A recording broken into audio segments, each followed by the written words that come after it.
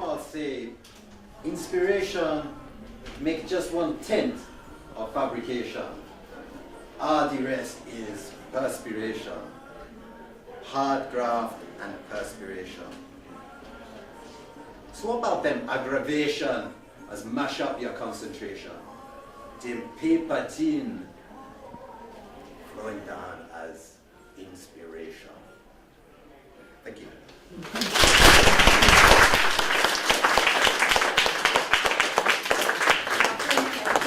I'll tell you this, when it comes to Pride and Prejudice, there's only one good role for me, Richbold Darcy, Mr. Darcy.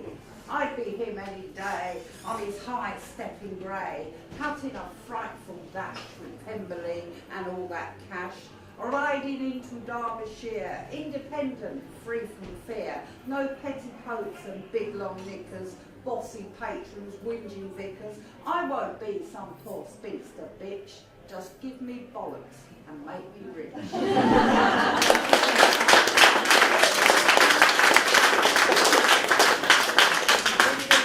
Yours the pub, checking they're out of hearing distance, and leans in close to her sister. Hey, it was nothing, really. I made it sound more serious than it was.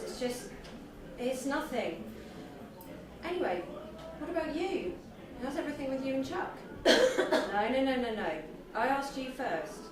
You're not getting away with it that easily. Tell me what happened. Did Frank make a move on you?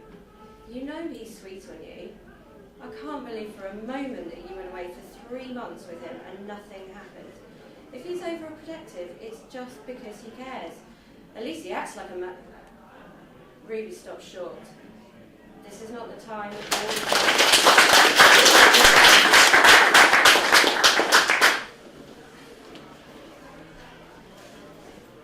This poem is called Searching for Tone. Dogged, blind-eyed, a bag of chips at the end of the pier, and all this grief flows against the tide.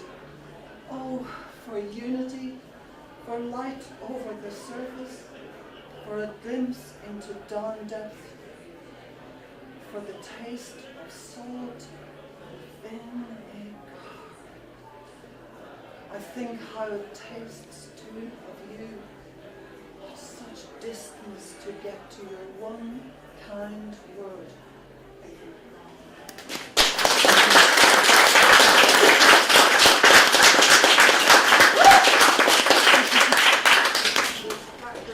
Thank you. I'd like to dedicate this story to my mate George, who's passed away. He's no longer with us.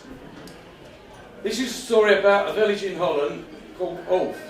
I worked there in 1979. 9 a.m. The morning shift has been working for 3.5 hours, and the temperature in the pressing shop is rising. The dancing rhythm of the big pressing machines is so loud that even the rats can dance to it. Boom, boom, chicky boom, boom, boom, boom, boom, chicky boom, boom, boom. A scream can be heard so high that the rats go running for cover. 30 tons of solid metal have come down on human flesh, splattering and squashing the left hand of the operator. So when the glove is taken off, the little finger is pancaked, twice the size in length, half the ring finger is flat, and the top of the middle finger is cauterized. Which put around your gloves to move the metal around, made it easier. Thank you.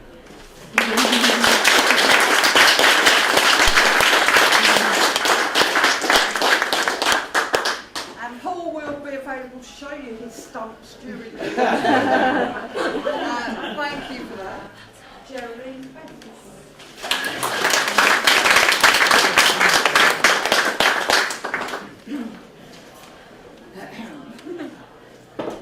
Returning to the room. She felt panicky. For a moment she couldn't remember his face properly. She recalled the warm, soft voice. Jane, sweetheart.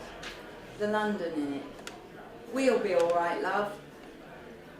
The slow smile, soft skin, the high cheekbones, floppy brown hair that splayed out as he walked, skinny legs in old jeans.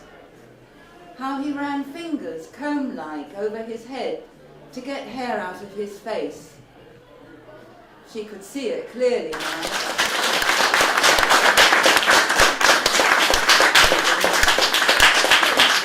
The first half, and here's someone else do the hard work. So this is a poem. For a sister. Had I a sister, what difference would it have made? I need not have believed all that she said. Yet, had she given me schooling in the wiles and ways of women, I might have started life one jump ahead. It was never to be. Her first child a girl, dying in infancy, blessed thereafter with a son, a son, a son, a son. No time to dwell on her tragic loss, too busy shining shoes and mending clothes. In a house predominantly male, she must often have wished she had taken the veil. How much she suffered, God only knows.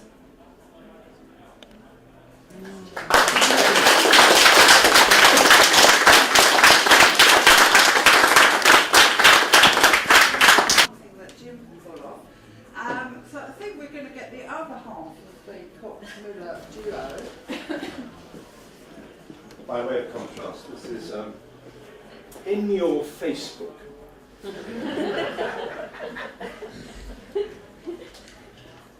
I signed up to Facebook, some friends for to find.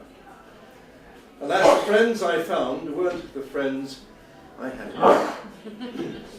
There was one from Cork, one from York, and one from Timbuktu. Each and every one a friend I never knew.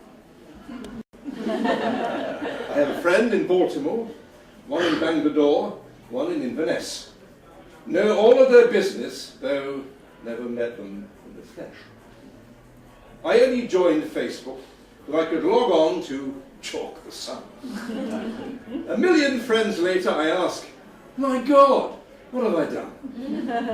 To escape this madness, I'm off to the pub, some sanity to savour. Even if it's only a pint and a chat with my next door bloody neighbour.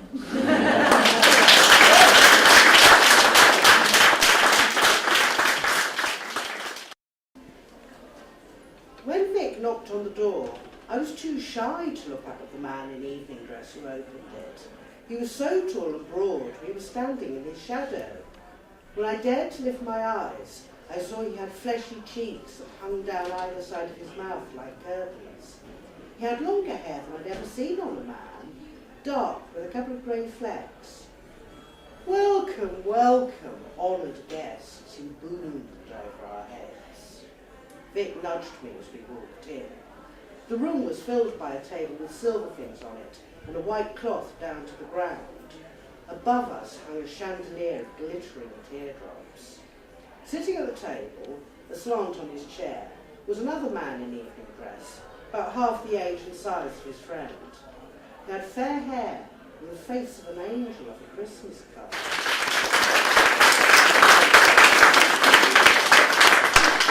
Great, isn't it? We're moving on to another student. I must say, I'm always amazed by the fact that we have quite a lot of students for whom English isn't their first language.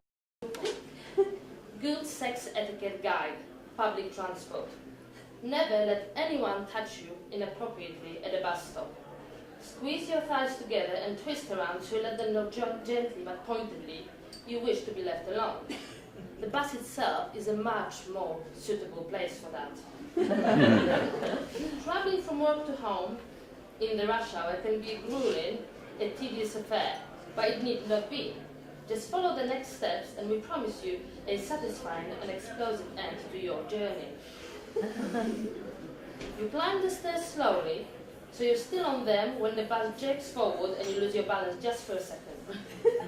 As first, you land onto the lucky guy behind you, and he has no choice but hold on to you with his hands falling exactly on your breasts. The lower the top and the softer the bra, the better his grasp will be.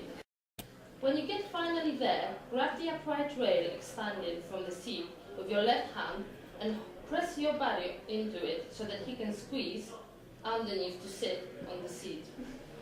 Space on public transport is of paramount importance, so we suggest you share the seat. This is all from us for now. Have a rewarding ride and a happy ending. We are looking forward to guiding you through our next chapter, hitchhiking.